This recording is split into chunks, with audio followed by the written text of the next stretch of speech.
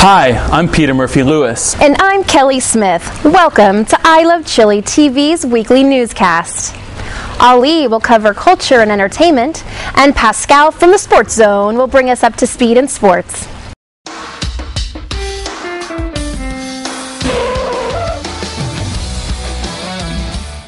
Over 240,000 vehicles are expected to leave Santiago this week for the long Easter weekend, the highest number ever anticipated. Traffic officials have called on drivers to leave plenty of time for their journeys, as well as review the condition of their vehicles and make sure all documentation is up to date before they travel. Police will also be carrying out increased inspections at bus terminals and providing recommendations to public transport users on how to travel calmly and avoid thefts and injuries. During the Easter weekend last year, 24 people were killed in 573 traffic accidents. As of last Monday, it has also become law for all passengers to wear seatbelts on buses where they are fitted. Those not complying risk a fine of between $80 and $140 US. It is now mandatory for all buses built after 2008 to be fitted with seatbelts. A series of demonstrations have been held in the capital, Santiago, due to an amendment to traffic legislation which bans bicycles from using the roads. Currently, bicycles are prohibited from using the sidewalks, with cyclists risking a fine of $140 US if caught on the paths. However, in the amended paragraph drafted by the ruling party and shortly to go before Congress, it proposes that cyclists should ride on the sidewalk if there is no cycle lane available in the road.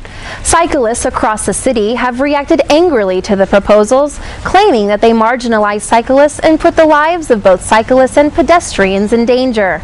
Demonstrations took place last Friday and Monday, with hundreds of people cycling from Plaza Italia to La Moneda in protest of the bill.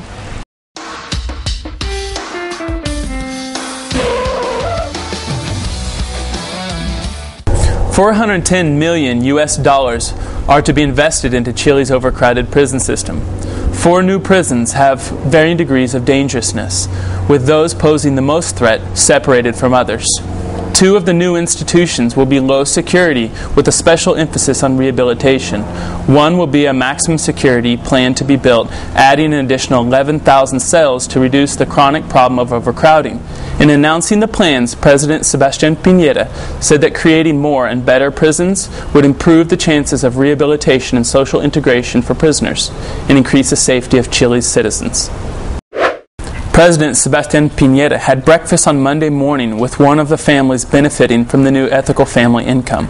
Accompanied by Planning Minister Felipe Cast, the head of state explained that the benefit is designed to help lift families out of poverty, giving families financial support while they need it. It was stressed that in order to maintain the benefit, families must ensure the attendance of their children at school, have regular health checks and all vaccinations up to date, and that all adults who are able to work must do so. The first stage of Ethical Family Income Program began on April 1st and is delivered on a monthly basis to 130,000 vulnerable families within the Chile Solidario program.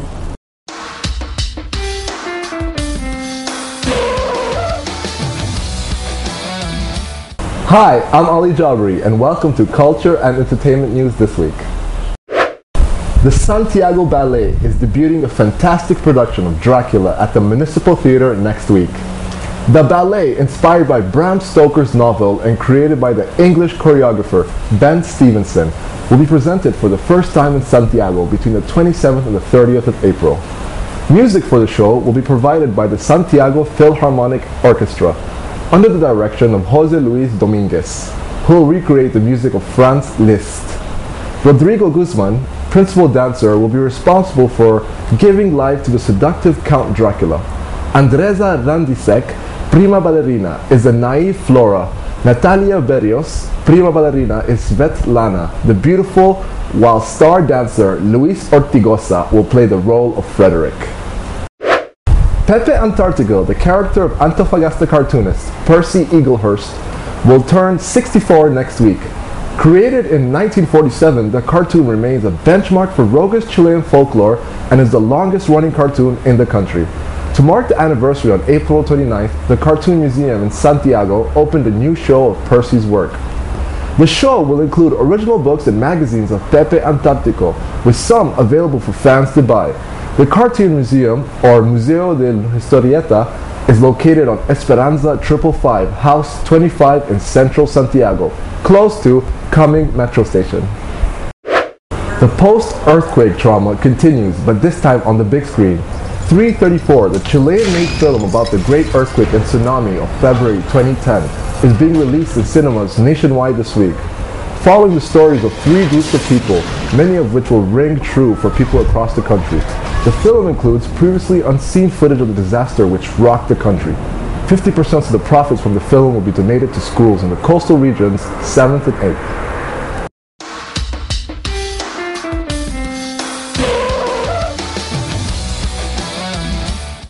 Welcome to the Sports Zone. This week in the Chilean Soccer League, it was a presentation of the first derby of the season between Colo-Colo and La Católica and El Monumental.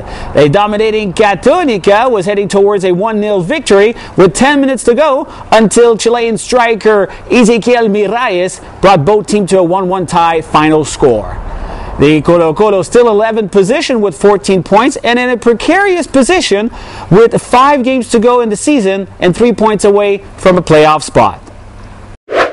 And in La Carrera, La Universidad de Chile took advantage of La Católica's draw to cut the gap to 5 points with the leader with a 2-0 victory against Unión La Carrera. In La Florida, O'Higgins extended their unbeaten streak to 7 games with a 3-1 victory against Audax Italiano. La Unión Española also prevailed this weekend with a 4-2 victory against Huachipato to consolidate their 4th place in the league. Let's take a closer look at the table after Game 12. La Católica is still on top with 29 points, 4 points ahead of La U with 25. O'Higgins third with 23 points. Unión Española with 21. Unión San Felipe with 20. And La Carrera also with 20. In 8th position, fighting for a playoff spot, La Huachipato, Palestino, and Audax Italiano, all with 17 points. And the Copa Libertadores, well, this week Colo-Colo will receive Cerro Porteño in El Monumental for the final match of the group stage of the competition.